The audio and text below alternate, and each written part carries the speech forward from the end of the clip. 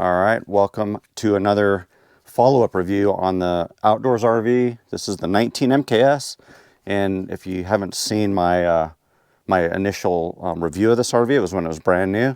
I've now got 2 full camping seasons. We're just wrapping up our 2nd season with the 19 MKS. I took a bunch of notes. I've learned a lot about this RV. So I wanted to walk through a bunch of stuff with you guys and tell you what my thoughts are on the 19 MKS after 2 full seasons. We've driven thousands of miles in this RV.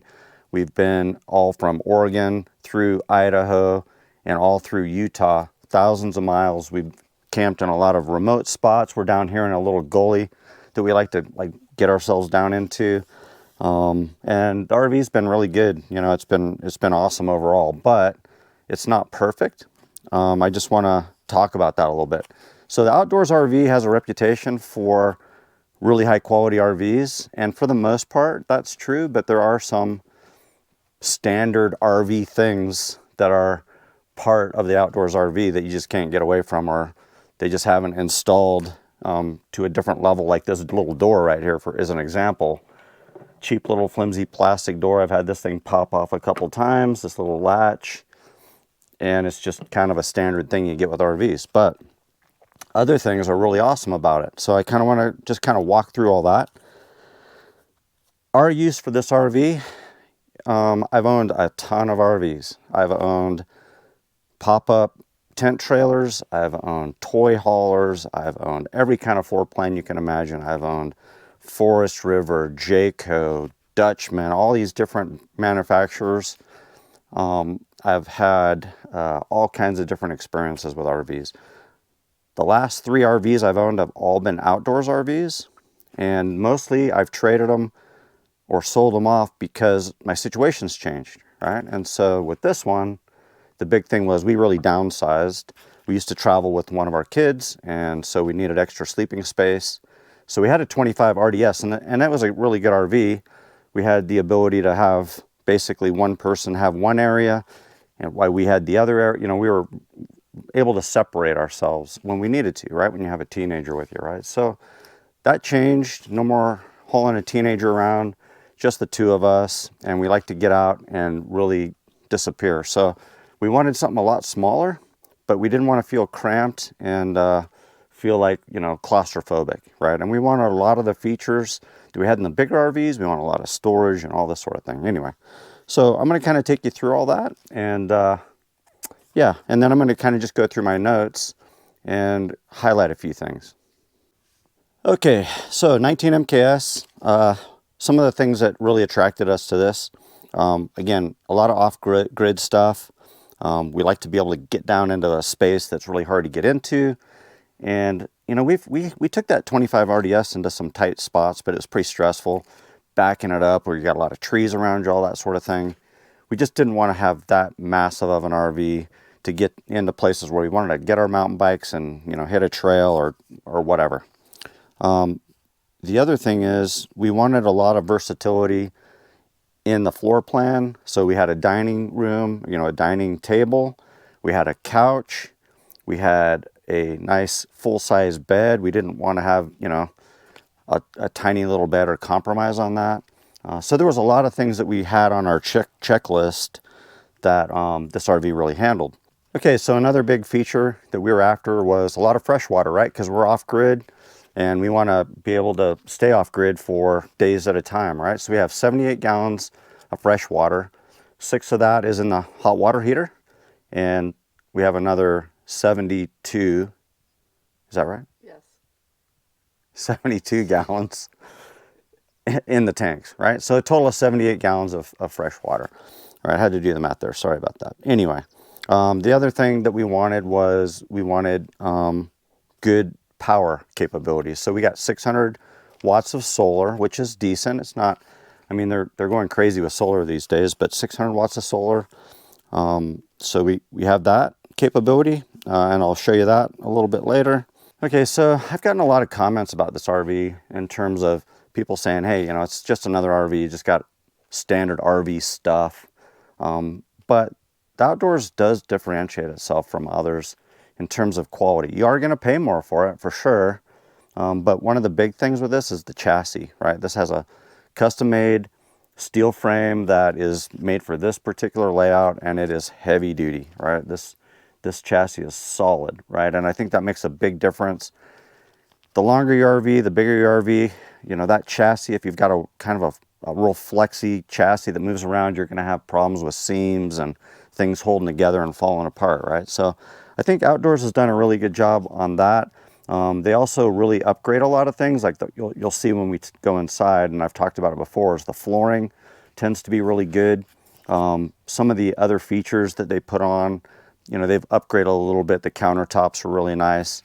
And I think the overall build quality is really good. And again, we're going to talk about that as we work through this. So I think that's really kind of, you know, the main things, the main reasons I stick with the Outdoors is just because we have so few problems, and the quality that we want in the areas that we want is there. So I think that's been really what keeps bringing us back to the Outdoors RV.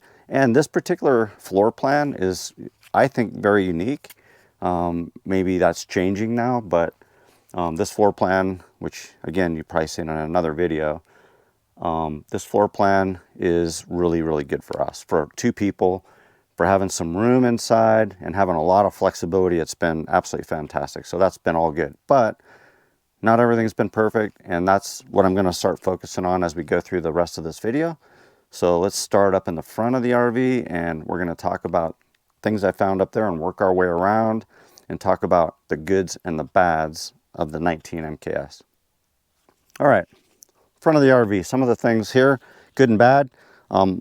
Again, this is a cheap little piece of plastic. You could probably get on any RV, but this little hanger to organize your stuff has been awesome. I'll mention things that I think are like mandatory on an RV and things that probably nice to have and things I don't care about. But this is one, simple as it is, I would definitely want one of those on every RV I have, so your chains aren't hanging down in the mud and all that sort of thing. Another thing is, I talked about it before, is this adapter that you can see here. This was like a, I don't know, I think it was $60 I paid for it on Amazon, and the cameras on the RV will not work with the GM truck. At least, you know, I've got a 2022 GM truck, and it puts that pulsed output electrical signal that the camera doesn't like. So this basically makes it into a straight DC signal. I talked about that before. I don't even think about it. I just have hooked it on here and I've never taken it off. So it just stays on there. I don't think it's a big deal, but I think it's something that should be addressed at some point with, I don't know, do you cater for every single different manufacturer of every vehicle? I don't know. And it's not a big deal. So it'd be nice if we didn't have to do that, but unfortunately with the GMs, you're going to have to do that. Okay, another thing that's important, I think, is I have this battery box up here. Now, this is not a standard Outdoors RV feature. This battery box, I think, is important because in that battery box, currently I'm just running AGM batteries, but I've been thinking about going to lithiums.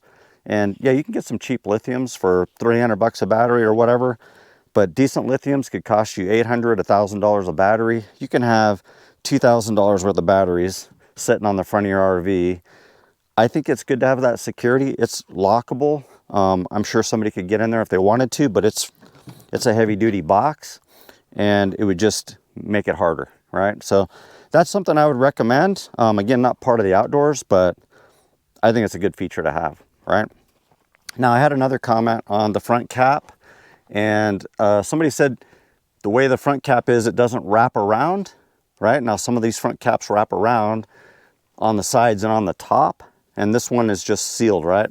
And somebody said, no good, right? It'll leak because you're going down the road in a storm, 60 miles an hour or whatever, water will get in there, right?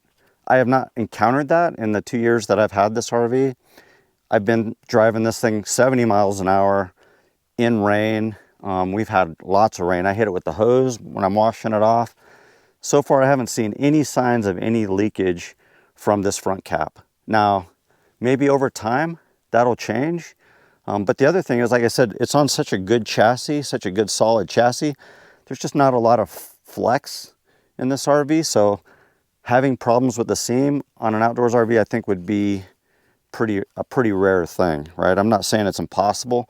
We're going to keep an eye on it. I appreciate the fact that somebody did comment about that because I could see that as being a problem. But the front cap's been really sturdy and solid.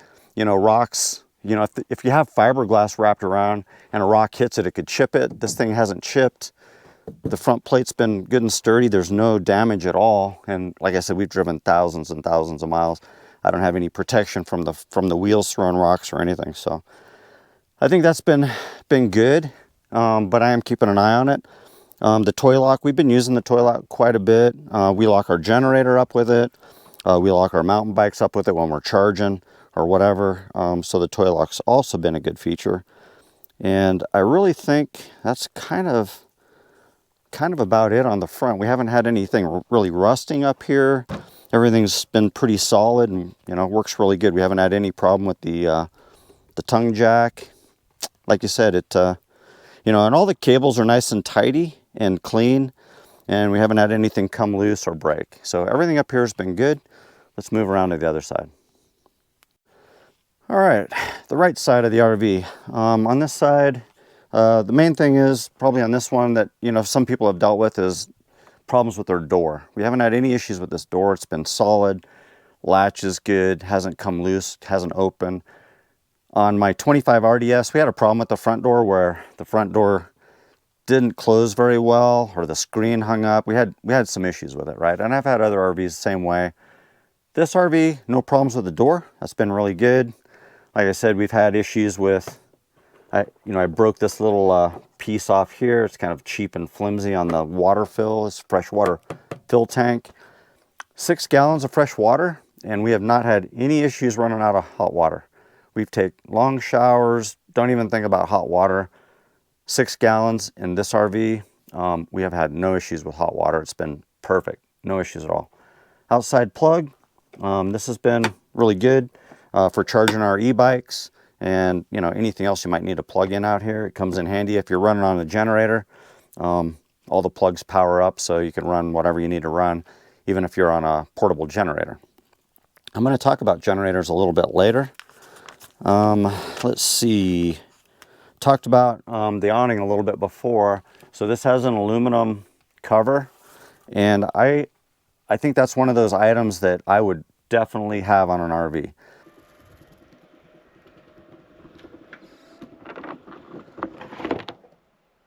The reason why is I don't know how many RVs I've seen going down the road where the RV is just sun beaten and it's peeling and falling apart, right? Or if you're going down a tight road and there's a lot of low-hanging branches and a branch scrapes across your awning, it'll rip it up, right? So with this aluminum jacket, it keeps it nice and protected. And I would definitely have one of those on any RV I owned. The auto leveling system,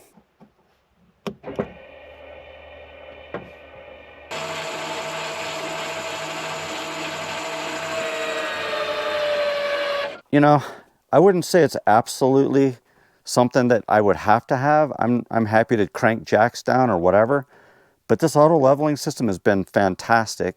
I've heard one person commented that they're like, oh yeah, you've got to be on really level ground for it to work. Right now, we're not on very level ground. I don't know if you can tell or not, but like the far corner jack stretched way out to get it level. They're kind of like all over the place right here. Right, it doesn't matter. That auto leveling system is an absolute great feature. Comes standard with the titanium version of the Outdoors RV. So that is something that, like I said, I could do without it, but I'm super glad I have it. Okay, one of the drawbacks is probably the storage. So in most of the larger RVs, this front compartment is quite a bit bigger than what you see here. This isn't bad, right? And it's really well, you know, insulated and protected and all that sort of thing. It's not bad, but it's a lot smaller than on my 25 RDS and on a lot of the bigger RVs, right? But this back storage, you know, that I was really hesitating when I saw this back storage. I'm like, wow, that door is really small, right? But I put a lot of stuff in here, right? I've got a little table in here. I've got a rifle stand, a couple toolboxes. There's a lot of storage in here, so that kind of made up for it. And storage is one of those things that's a big deal for us. I think storage, outside storage is important because of all the stuff you're carrying around and you want secure, and you don't necessarily want it in the back of your truck or your towing vehicle. But I think really that kind of covers it out here. All right, back of the RV. A must-have thing is a heavy-duty ladder, right? A lot of the RVs I've owned have had the little wimpy, cheesy ladders. This thing, I'm up and down it doesn't move. I could rock the whole RV by pulling on it. I go up on the roof to clean the solar panels or just check something out up there once in a while and make sure everything's good, or I go up and clean it and wash it. So I use the ladder a lot. Again, the heavy-duty ladder, definitely recommend having one of those on your RV if you're looking for one. No issues with it at all. Another feature back here has been this hitch. You can see, obviously, I have the bikes on here right now, and we like the flexibility of being able to put the bikes on here, or I can put the bikes in the truck and I can put a dirt bike back here. I've put my dirt bike on here before. It has a 250-pound capacity. I'm guessing that I've gone over that a few times, but the welds on this, it's not just welded onto the bumper. It actually has a bar that goes all the way across and connects to both sides of the frame. So that little hookup right there is super strong. 250 pounds easy, right? So definitely something that I use a lot and something that I would have on an RV for sure. The camera, you know, I've got this camera here, and it's got side view cameras as well. That's part of the titanium package. And, you know, the camera quality is not great, but it's kind of nice having it there. You know, I turn it on when I'm going down the road. I can see the bikes from in the truck, see if they come loose or anything. I can see the dirt bike, whatever I've got back here in traffic or whatever. I don't use the side cameras that much, but I do use that back camera. All right, this side of the RV, something to point out is the slide topper. That comes with this titanium package. I've never actually had a slide topper before, but it's come in handy where we've had it, you know, a lot of rain coming down, or we've had leaves falling overnight and stuff that would normally be on top of the slide, and we weren't dragging it in to the RV when we retracted the slide to leave. It just fell off from the slide topper. So that's actually been really good. As far as everything else over here, it's been really good having the hookups. So all the hookups are back here in this corner. You've got your sewer hookup, you've got your water hookup, and you got your power and TV hookups all right here in this corner. And that's actually been really good. I was a little concerned about that at first, but it's proven to be a good spot. You know, in some RVs, we've had one where the power was back here and the sewer and water were up there, so you had your stuff split across. Here it's all pretty easy, and most of the campsites where you are hooking up tend to have everything in one spot, so it's easy to kind of position the RV where you need it. And where you have an RV park where the stuff's split out, we haven't had any major issues getting the position of the trailer and the hookups in a good spot where we didn't have to have multiple hoses and all that. So that's been good. Let's see. The frameless windows. So I'm going to talk a little bit about the frameless windows when we get inside. I think the frameless windows are something that I would have for sure on an RV. There are some concerns I have with the long-term durability of these that I'll talk about when I'm on the inside of the RV. But the reason I like them is I've had RVs with the standard windows with the frames. These are frameless. The framed windows that I've had in the past, I've walked out to the RV and all the rubber seals were just hanging off of it. That was on an outdoors RV, my 25 RDS actually. On both sides, on both windows, on a real hot day, all the rubber just fell off the windows and was just hanging there, right? So that's something I think I would definitely get in the future and always get is the frameless windows. I really like those, and I'm not dealing with those seals, and I'm not jamming windows back and forth in the frame. So frameless windows are good. All right, so another outdoors RV thing that's important. I don't find this on many RVs. I haven't had it on any other RV, but an outdoors RV is this insulated shower door hatch. It's magnetic. I've had freezes before where I've had the shower freeze and break. I've had that happen on at least 2 or 3 RVs with the little flimsy plastic door. I don't think I'm going to have that problem with the insulated door, maybe, but I think that's a really good feature. You won't find that on many RVs. It's definitely a standard feature on the outdoor, so I do like that. Okay, one final thing over here is the slide. It is a Schwintek type slide. I've had no issues with the slide. I don't know how many times the slide's been in and out, but all the seals have remained really good. Haven't had anything come loose, haven't had any electrical issues. Everything's been really good with the slide. You know, I've had issues where screws have come out of things and, you know, different pieces have come off the slide, but the slide's been really good. The thing I didn't show you guys before was underneath the RV. I haven't had anything fall down or come loose. It's a pretty standard membrane that they put on here.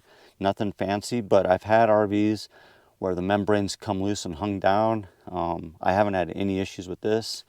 You can see the seal that they put around some of the penetrations in the membrane. They're all sealed up really good. I haven't had any issues with the block valves. The block valves have been fine, no leaks at all. I haven't had any issues at all underneath the RV, and I haven't had any big rust issues. I can't see any rust. The axles have held up really well.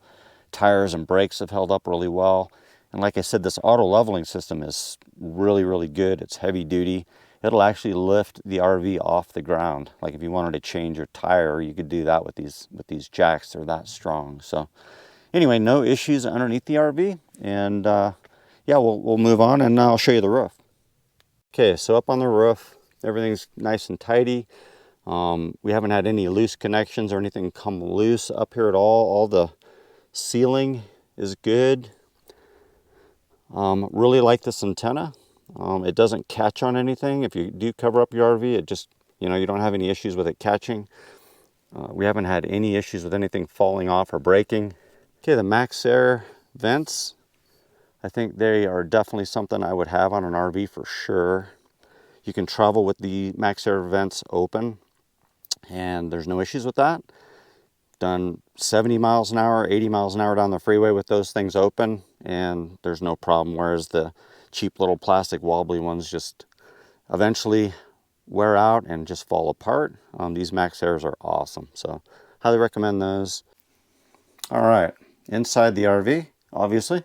Starting with the front, a lot of people ask about the bed being folded up. You know, does it fold up and does it, you know, crease the bed or anything like that?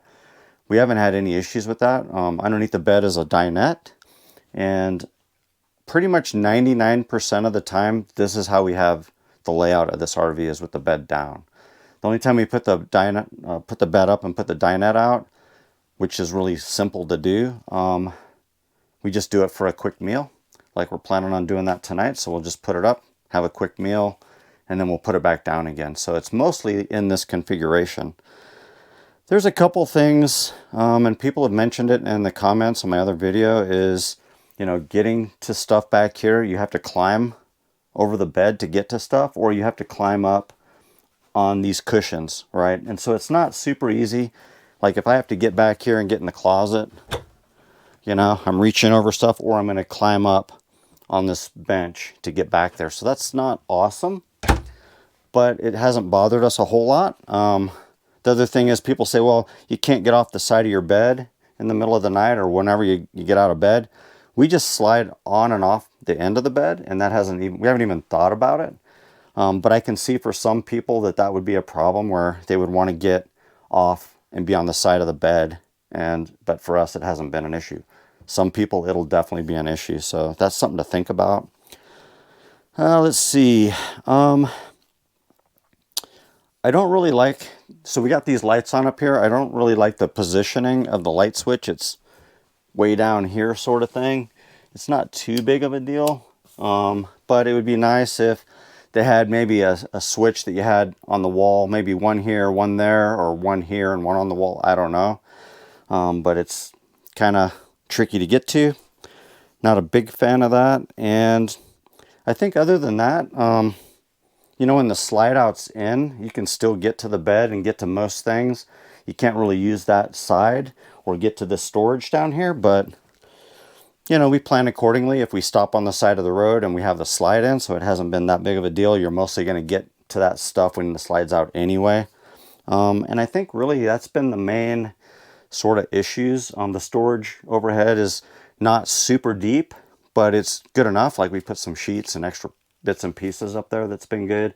The reading lights are really good. But other than that, everything's holding up really good. The mattress is really good.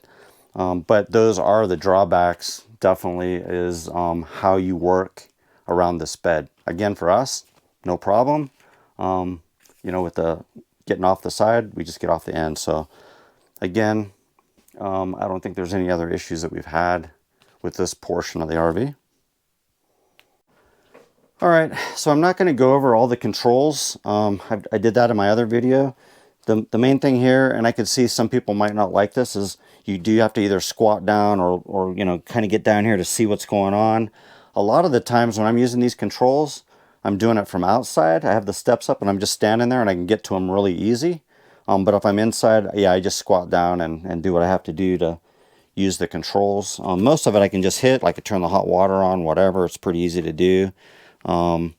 Yeah, so not a big deal, but I can see some people not liking the placement of those. Another thing that I think is, I talked a little bit about the solar controller, right? A lot of times in some of the old RVs, you know, the old outdoors RVs, they had the solar controller inside. And I guess they moved it outside in the luggage compartment because people complained that the lights were on at night and, you know, whatever, I don't know. But the solar controller is outside. And you can't see it. If you want to see status, you have to go and open up the luggage compartment.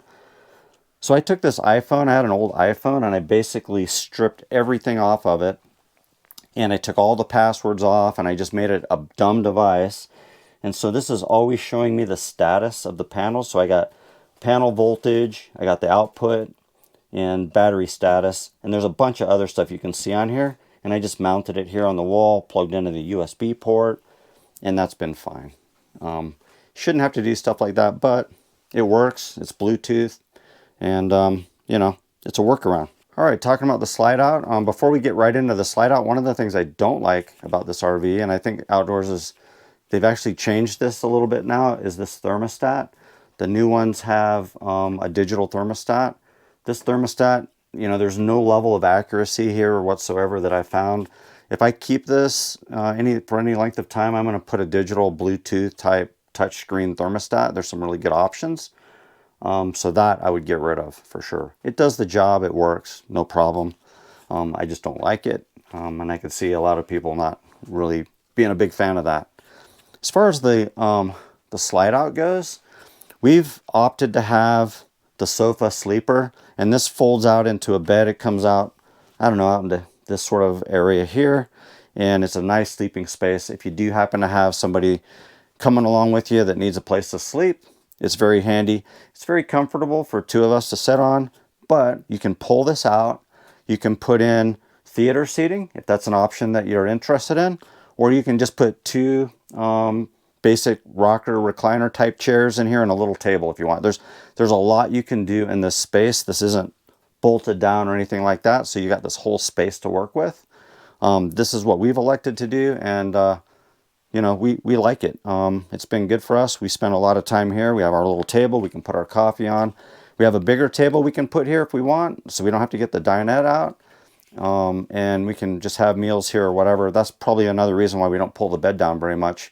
You know, that's kind of more of like our formal meal area, and this is our informal meal area, so that's kind of how we use it. But yeah, I think all of this is working good for us. All right, into the kitchen. We haven't had any big issues with the kitchen at all. The counter space is really good. The lighting's been good. We haven't had any appliance issues. Probably the thing that I don't like the most about this is this back cabinet back here. When you open this up, if you want to get to anything back here, you're kind of like reaching way back there. I don't even know if I could reach all the way back there, so it's a little difficult getting all the way back there. I don't know if, you know, that's not the greatest feature, right? But there is a ton of cabinet space. It's just if stuff goes sliding back there, you got to go digging for it. This sort of space here has been really good. We wanted to utilize it, so we put basically our coffee stuff here, our morning stuff. And these little hooks that we've put on, when we're traveling, we just put a little bungee cord across here. But we've never had is, going down bumpy dirt roads and hitting all kinds of rocks and potholes. We haven't had anything leave, right? It's all just stayed right there. We haven't had any issues with anything moving around. So we actually get a lot of use out of this space, storing stuff, and it gives you a nice counter to work with. So that's been really good. I mentioned the frameless windows. These little, to open them, you just basically crank these, right, to open them up, and it's no problem. They're plastic, and I would worry about possibly these over time breaking or having an issue. We haven't had any issues at all with them, but just thought I would mention that. If there was any drawbacks to the frameless, it might be these plastic knobs, so I'd keep an eye on that. Okay, so you guys are getting 12-volt fridges these days, right? This was probably the last version of the RV where we got the gas electric. I'm kind of glad I got the gas electric. I think the new 12 volts are awesome, but if you get a 12-volt fridge, the recommendations I'm hearing is you're going to have at least 2 lithium batteries. I've heard people really need 3. Plus, you need a lot of solar to keep the batteries charged. And the reason why is just keeping that 12-volt fridge running all night when the solar's off, right? It'll really drain the batteries down. So I think there's some drawbacks there. I think that'll get better over time. I've heard that some configurations of the 12-volt fridge, they have like a night mode or a sleep mode that might help with that. But this is gas electric. The other advantage I think with the 12-volt is that they're deeper, so you have more room. But in this fridge, we have never had an issue with space. We've never filled it up and said, wow, we need more space. So I'm not worried about that. I do see advantages to the 12-volt, but it's going to cost you with the lithium part. One thing I mentioned about the fridge before that I didn't like is that if you open this up, all the controls are up here at the top, and you can see the lights and all that. But if there's a problem, I was worried that you wouldn't know that you had a problem with the fridge shutting off. In this case, I have the gas electric, so if the pilot goes out, I used to get on the Norcold, I used to get like a visual red light, and here there's no lights. But what I found out is there is an audible alarm, and you can hear that audible alarm outside, and that's how I discovered it. I heard something beeping in here, came in, found that, the light was flashing, the alarm was going off because the pilot on the gas went out or it just never lit, right? So there is an alarm in here. So that's actually a good feature. I don't think you'd want it going off in the middle of the night necessarily. It'd probably drive you crazy like a smoke detector going off, but at least it has it in there. So the fridge, haven't had any issues with it other than these, this little piece here that drooped down, and I had to kind of tape that back up. I wasn't real impressed with that, but again, just kind of cheap RV stuff. The cabinetry, all the wood and the finish, the doors have held up really well. We haven't had anything that's been warped. I had one outdoors RV, my first outdoors RV. We had a couple of the doors that were actually warped, right? And so we had to take it back under warranty and get those replaced, which is kind of a pain. But in this one, we haven't had any issues with any of the cabinetry at all. So that's been good. These seams, we haven't had any of the seams fall and come away, and we've had many RVs, just about every RV, where some seam in the roof has peeled away, and we have not had that in this RV for the 2 full seasons that we've been running it. Everything's been tight and stays up, and yeah, we haven't had anything come loose in the ceiling, and all these seams, even on these plastic seams here, none of this has come loose. It's all nice and tight. That holds true in the bathroom as well, so no issues there. The flooring in the outdoors RV is another big selling point. I think the flooring in these are amazing. They're really good. They don't have a single crease in them. They're solid. These are supposed to be like animal-proof floors, like your dog can run across it and not mess it up. I don't know. We don't have animals, but the flooring is really good in these RVs compared to most RVs, so I think that's another big feature benefit with the outdoors is the flooring. So no issues in here. The shower has been fantastic. It's super roomy in here. We haven't had any leaks at all.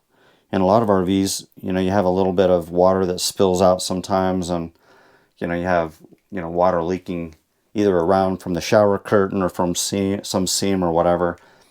We have had 0 leaks. We've had no issues with the shower curtain and this closure.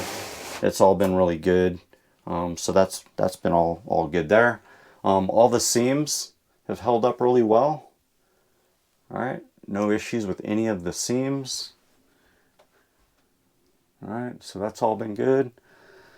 In here, you also, you know, I didn't know at first, but this little mirror is actually magnetic catch. So that's on a magnet that holds it down. So that's kind of handy. There is actually some USB ports in here too. So we don't use them, but they're here. So that's kind of cool. Again, the sink's held up well. There's no leaks. Cabinetry's good. All right, so before I'd mentioned that this pocket door, it kind of hits right there, still hits. We haven't really done much about that. We could take it back for a warranty claim, but you know, we've just been kind of careful with it and just letting it go. It hasn't bothered us a whole lot. The door is kind of noisy. We've never been able to make that go away. But it is, once it's closed, it's closed off. You know, you got your whole kitchen here. You got plenty of privacy.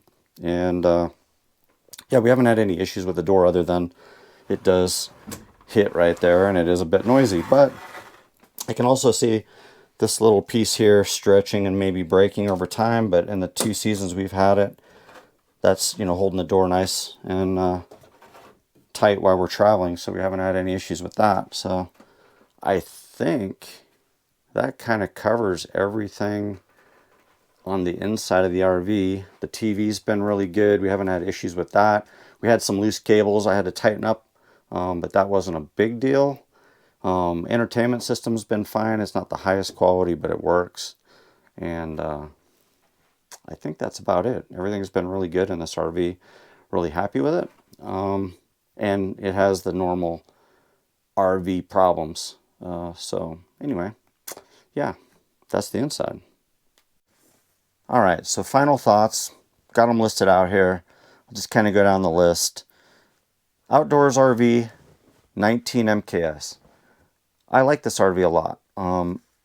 Like I said, I've owned a lot of RVs. I go through a lot of RVs. Things change. Your situation changes. You might want something different. We've landed on this. There's just 2 of us. And for the 2 of us, it's been a great little 2-person RV. It feels roomy. We don't feel cramped. There's been a lot of floor plans that we looked at where you either have a dinette somewhere in the RV and you have a bed and that's it. You don't have a sofa to sit on or theater seating or whatever.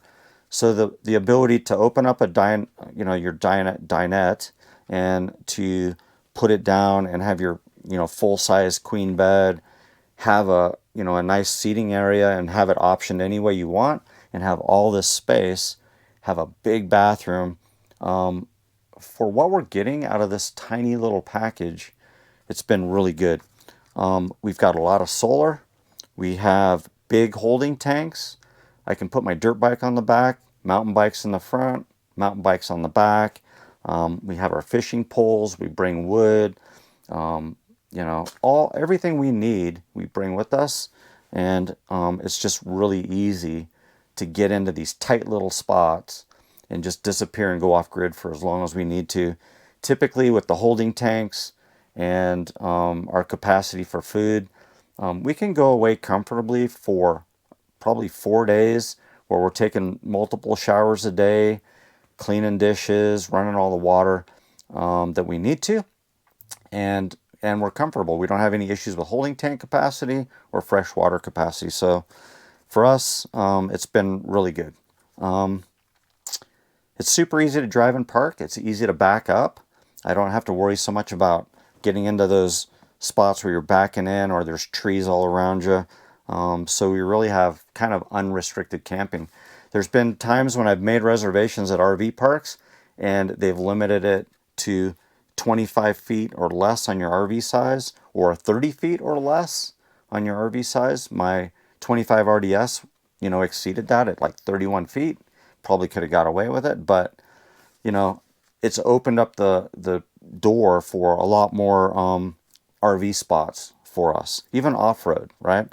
Getting in those tight little spots. I can understand that this RV wouldn't be for everybody, but if you're like us and you like to get out and, you know, get into those remote spots, you like to be comfortable, you like to be able to go off grid for a long period of time, I think this is a really good option. I'm not saying it's the best option in the world.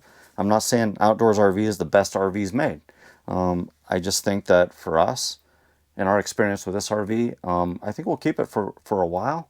And I think it's a good option for somebody in a situation like ours. I think the 19 MKS is a good option. So I think that does it for us. If there's any questions that you guys have, if I've missed anything, let me know and I'll try to respond as quickly as I can. And I hope you like the video and I hope it's useful to you. So we'll talk to you next time.